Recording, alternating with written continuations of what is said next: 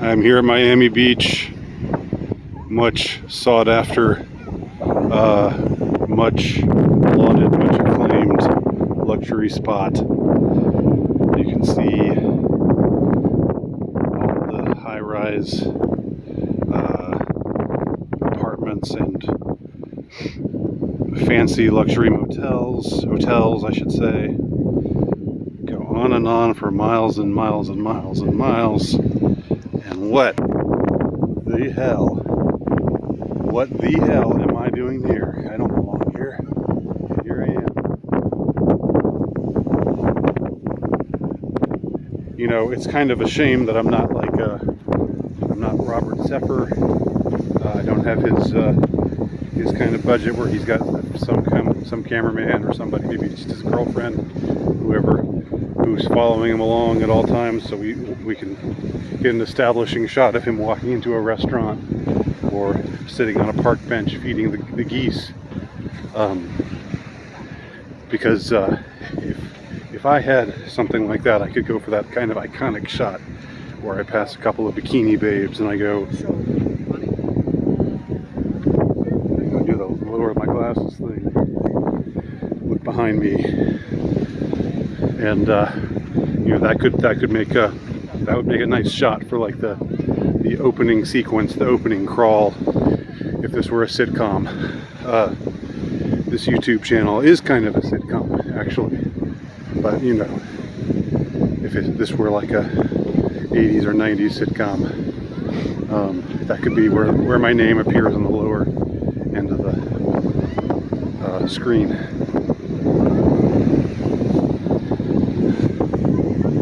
I tried to reach for the pause button, but couldn't quite stab it. So we got an airplane overhead, carrying some advertisement, probably some jewelry advertisement or something. I'm sorry, I'm a bit grumpy right now. I'm a bit jaundiced. I had a bad parking situation. Got directed into this garage, which is probably overcharging me. They're taking advantage of me already, but then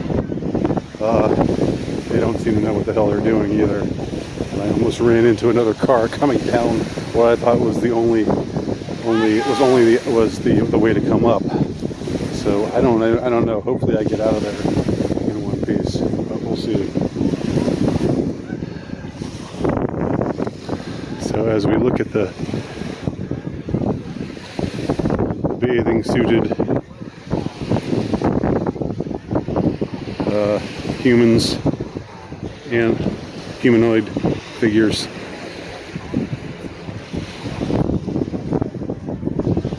you hear the music blasting from one stereo or another. I am moved to contemplation of hedonism, generally speaking. I don't know if you can hear me through the wind. The wind is not blowing that hard. Otherwise, I would be more refreshed. I am not refreshed. I am very, very hot. Why don't you just jump in the ocean then, Nowicki? Well, I don't really feel like doing that either. So I'm just going to stay hot and grouchy.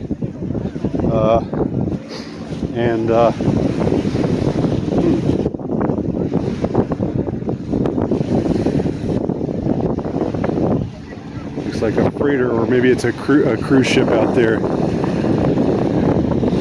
on the horizon. Now I know you flat earthers are saying, but the horizon, it doesn't disappear over the horizon, right? Or something like that. I don't know what your thing is on that. I just thought of it. But what I'm moved to contemplate is not the question of flat earth versus the Copernican model. But rather what hedonism is and was meant ever to be. The philosopher connected with hedonism, Epicurus rather. That's where we get the term Epicureanism, which means living for pleasure. Epicurus was not someone who proposed, living the high life or living a party life.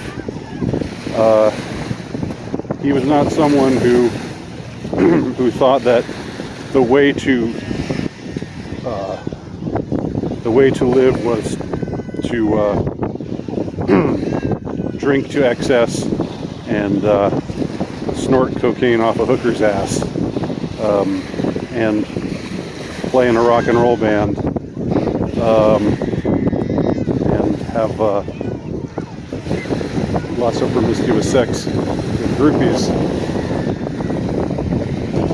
He saw that, in fact, that kind of Dionysian life did not bring pleasure, ultimately.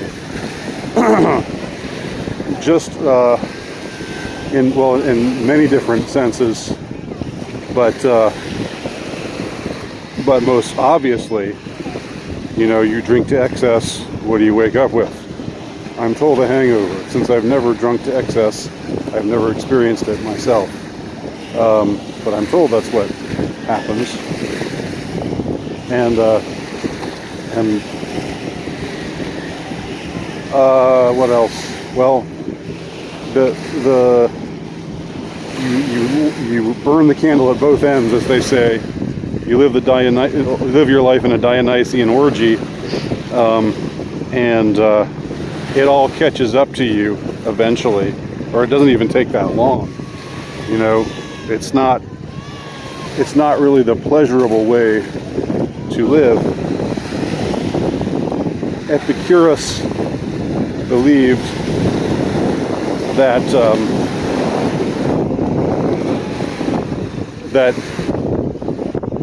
it was best to maximize pleasure and comfort and to minimize pain and discomfort. But the way to do that is to lead a balanced sort of existence. It's not to be a party animal. And so there's a bit of irony in the connotation that hedonism has. We connect hedonism with what goes on in places like this, especially at night, among the wealthy and depraved. But hedonism isn't about living it up, or